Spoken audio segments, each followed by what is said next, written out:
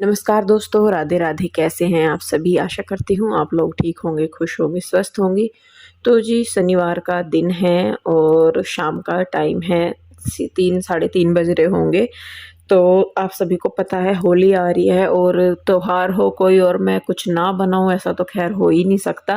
पहले तो सोचती रही, मैंने कहा करूँ, नहीं करूँ, नहीं करूँ, करूँ, नहीं करूँ, क्योंकि ये जो होली के दिन होते हैं इनमें ना मतलब शरीर काम नहीं कर पाता उतना जितना हम सोचते हैं।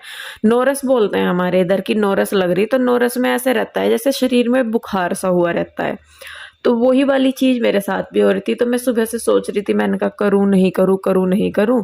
दूध भी सुबह ही लेके आ गए थे, लेकिन बस वही फिर मैंने सोचा 3 साढ़े 3 बजे, मैं कहा नहीं, लेटे-लेटे भी कुछ नहीं होगा, तो अपने काम पे लगते हैं। तो मैंने चूल्हे पे कर दी है आग, कढ़ाई को लगा दी है मिट्टी। मैं आई हूँ किचन में दूध लेने के लिए, तो मैं निकाल लूँगी मावा पहले। मैंने जैसे पहले भी बताया, मार्केट की बहुत सारी चीज़ें ऐसी हैं जो कि मुझे पसंद नहीं है, मावा उनमें से एक है। देखिए, मैं ये नहीं कह सकती कि ये दूध जो हम यूज़ कर रहे हैं बिल्कुल प्योर है, लेकिन जो मार्केट से चीज़ें मिलती हैं बनी-बनाई, उनमें कितनी मिलावट होती है, कितनी नहीं, उनका हमें पता नहीं। तो दूध ही चलिए मान लूँ मैं, मतलब होता है तो, लेकिन मावा जो मैं निकाल रही हूँ मेरी आँखों के सामने है, मुझे पता है कि मैंने उसमें कुछ नहीं मिक्स करा।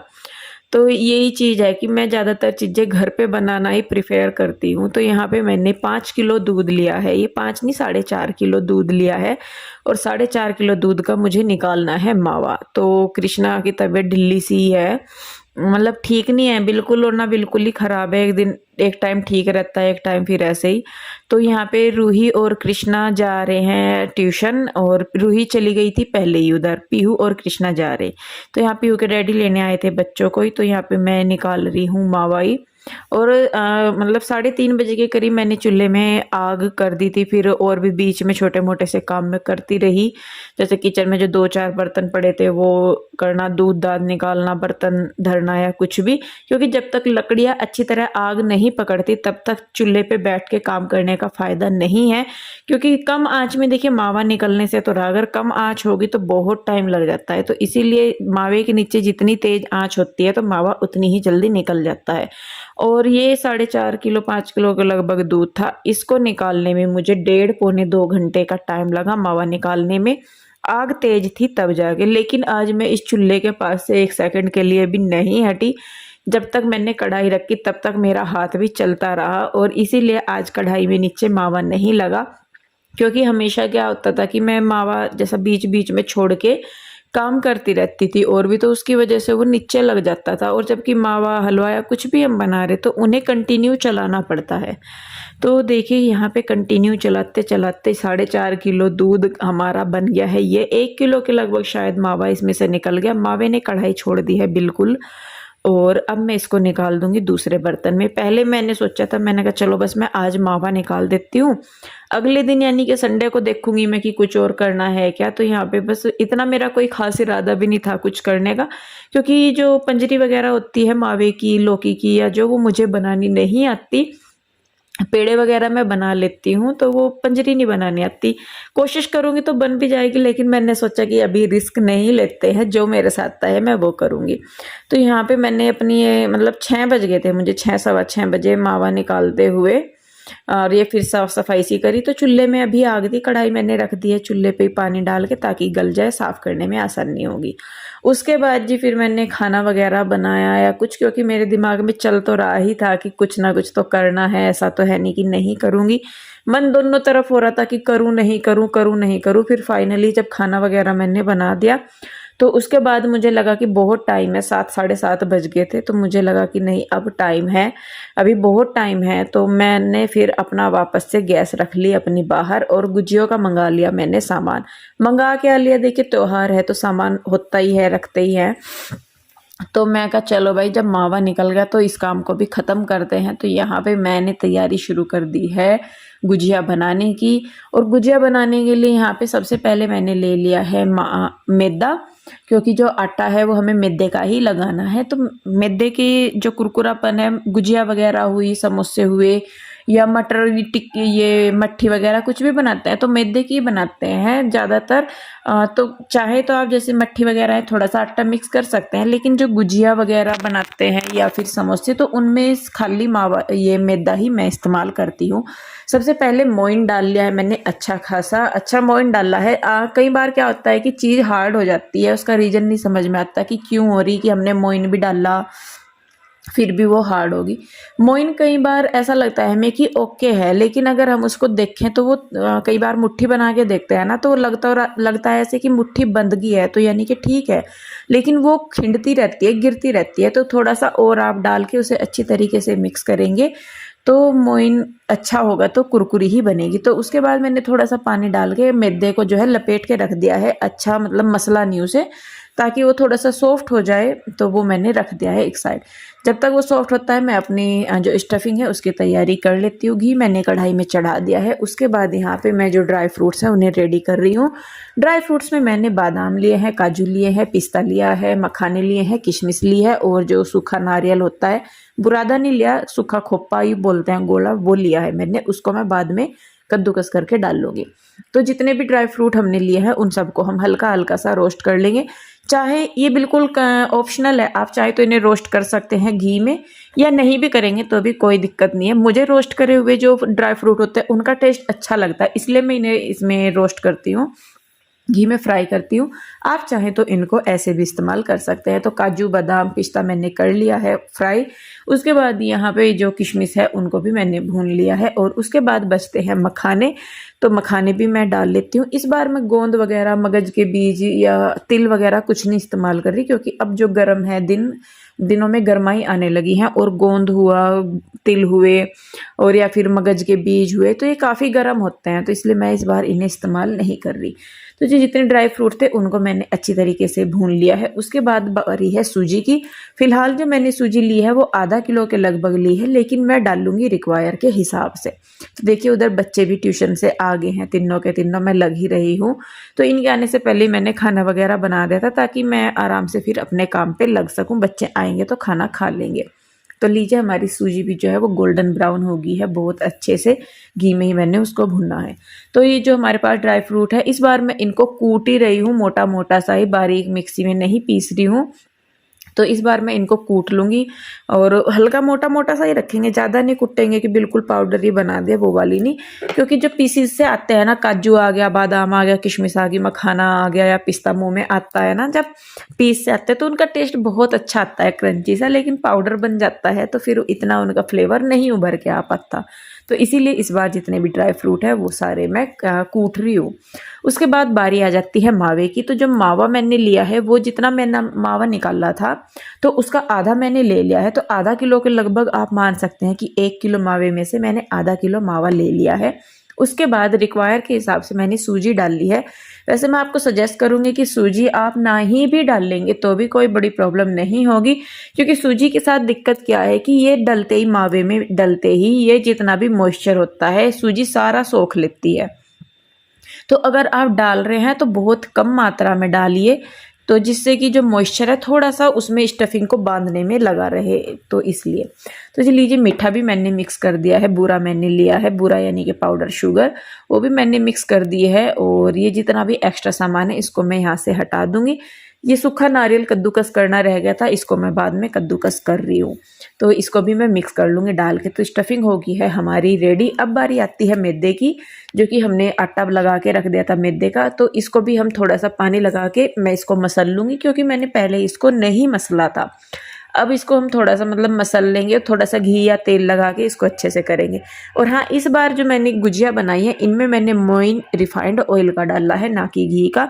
क्योंकि जब मैंने पिछली बार गुजिया बनाई थी, सर्दी थी उस टाइम पे, तो मैंने मोइन जो है वो घी का डाल दिया। उसका क्या हुआ कि ठंड की वजह से घी जम गया, और जो मुझे ये रोटी वगैरह जो इसकी आटे की लोइयाँ मैं बना रही हूँ, फिर इनको बेल के रोटी बनाऊंगी या बाद में गुजिया बनाऊंगी, तो मुझे बड़ी दिक्कत हुई उस टाइम पे। अब गर्मी है, आगे जो गर्मी होती है तो उसमें तो आप मतलब घी भी इस्तेमाल कर लेंगे तो कोई दिक्कत नहीं।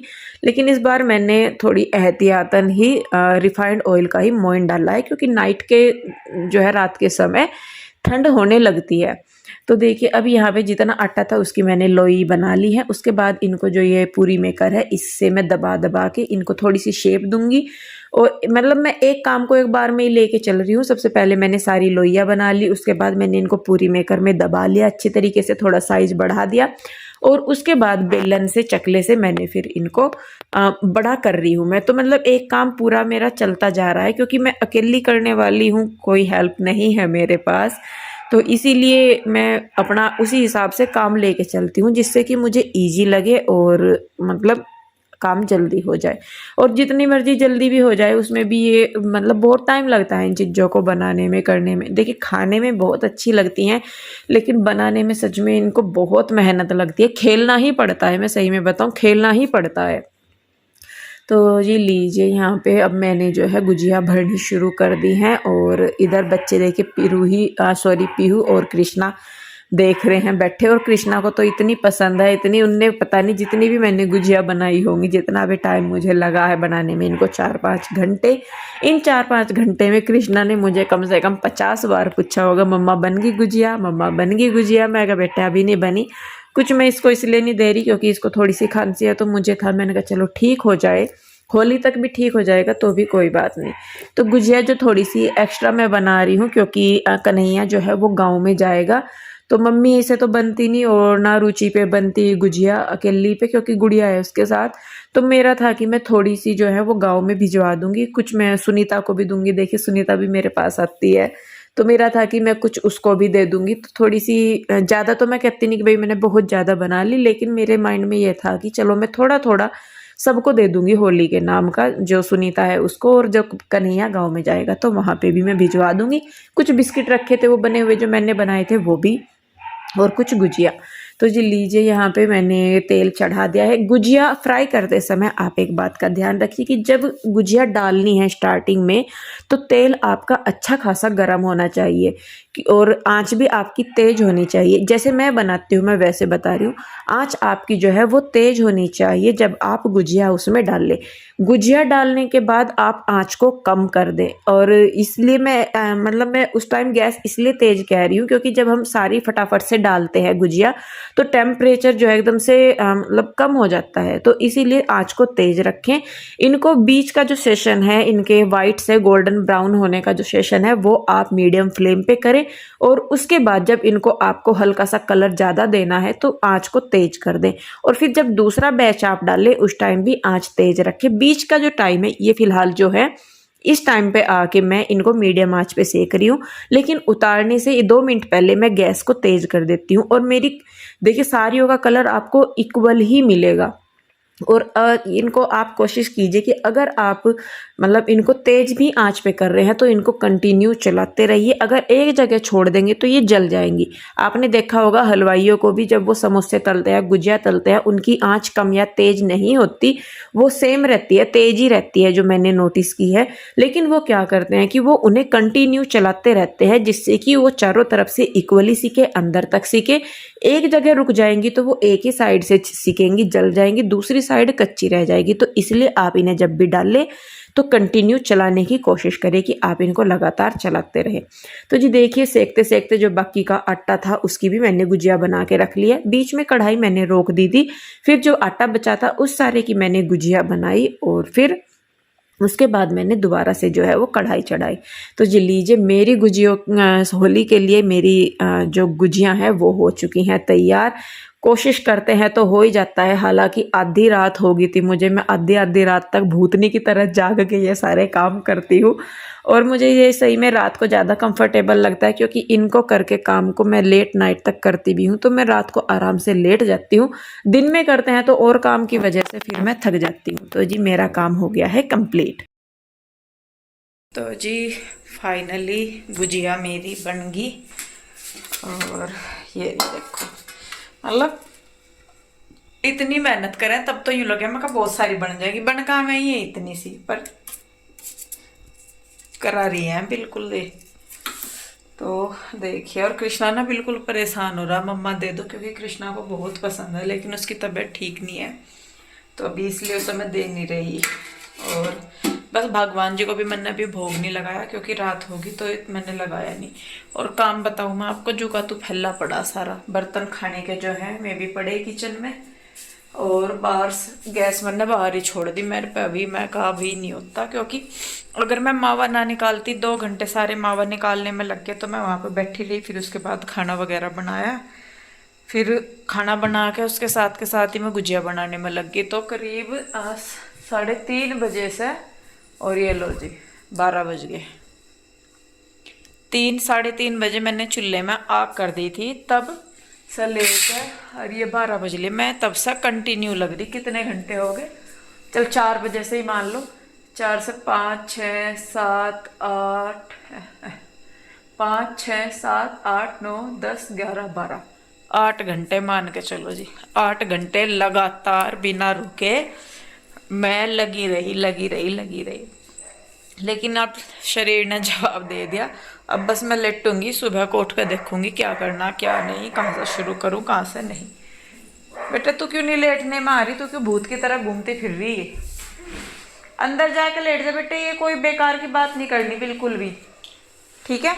चलो तो जी अब मैं रोकती हूँ वीडियो को यहीं पे ही। और वीडियो कैसी लगी बताइएगा ज़रूर। अच्छी लगी है तो प्लीज़ इसे लाइक करें, शेयर करें, कमेंट करें और सब्सक्राइब ज़रूर कीजिए। अच्छे कमेंट कीजिए, सपोर्ट कीजिए, क्योंकि डीमोटिवेट करने के लिए बहुत चीज़ें होती हैं, अपनी लाइफ में बहुत प्रॉब्लम होती है। आप लोगों का सपोर्ट होता है जिससे कि थोड़ा सा और आगे बढ़ा जा सके। तू भी अभी तक उठाई घूम रहा, आंखें देख कैसी हो रही है। चलिए जी बस फिर मिलते हैं जल्दी ही, तब तक के लिए बाय बाय, राधे राधे।